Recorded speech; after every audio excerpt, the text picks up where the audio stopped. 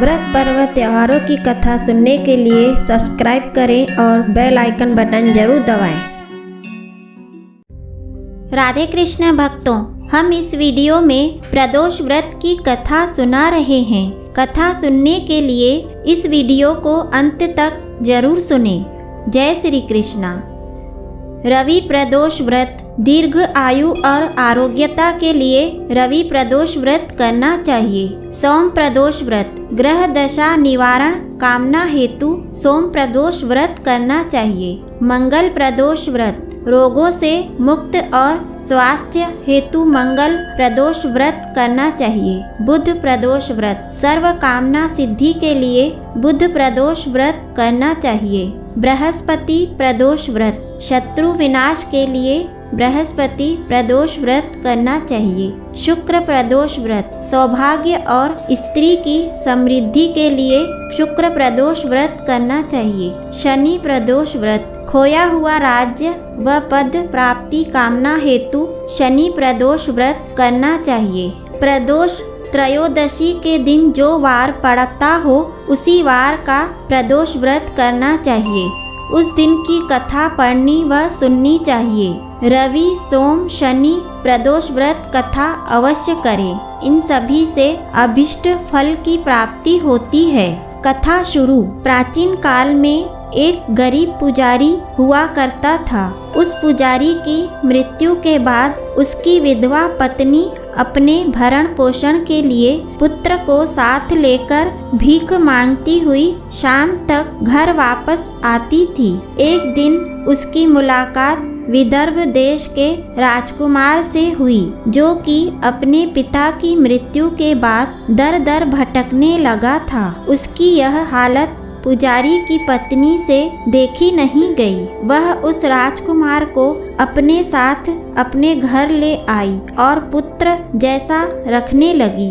एक दिन पुजारी की पत्नी अपने साथ दोनों पुत्रों को शांडिल्य ऋषि के आश्रम ले गई। वहां उसने ऋषि से शिव जी के प्रदोष व्रत की कथा एवं विधि सुनी तथा घर जाकर अब वह भी प्रदोष व्रत करने लगी।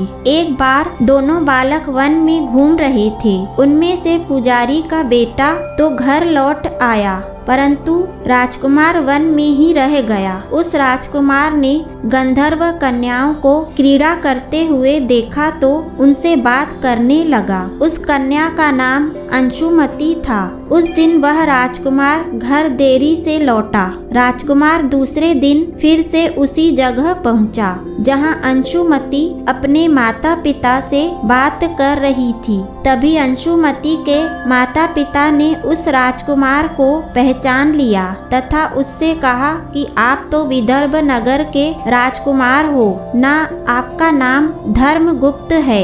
अंशुमति के माता पिता को वह राजकुमार पसंद आया और उन्होंने कहा कि शिव जी की कृपा से हम अपनी पुत्री का विवाह आपसे करना चाहते हैं। क्या आप इस विवाह के लिए तैयार हैं? राजकुमार ने अपनी स्वीकृति दे दी तो उन दोनों का विवाह संपन्न हुआ। बाद में राजकुमार ने गंधर्व की विशाल सेना के साथ विदर्भ पर हमला किया और घमासान युद्ध कर विजय प्राप्त की तथा पत्नी के साथ राज्य करने लगा। वहां उस महल में वह पुजारी की पत्नी और पुत्र को आदर के साथ ले आया तथा साथ रखने लगा। पुजारी की पत्नी तथा पुत्र के सभी दुख व दरिद्रता दूर हो गई और वे सुख से अपना जीवन व्यतीत करने लगे। एक दिन अंशुमति ने राजकुमार से इन सभी बातों के पीछे का कारण और रहस्य पूछा। तब राजकुमार ने अंशुमति को अपने जीवन की पूरी बात बताई और साथ ही प्रदोष व्रत का महत्व और व्रत से प्राप्त फल से भी अवगत कराया। उसी दिन से प्रदोष व्रत की प्रतिष्ठा व महत्व बढ़ गया तथा मान्यता अनुसार लोग यह व्रत करने लगे। कई जगहों पर अपनी श्रद्धा के अनुसार स्त्री पुरुष दोनों ही यह व्रत करते हैं। इस व्रत को करने से मनुष्य के सभी कष्ट और पाप नष्ट होते हैं एवं मनुष्य को अभिष्ट की प्राप्ति होती है। जय श्री कृष्ण।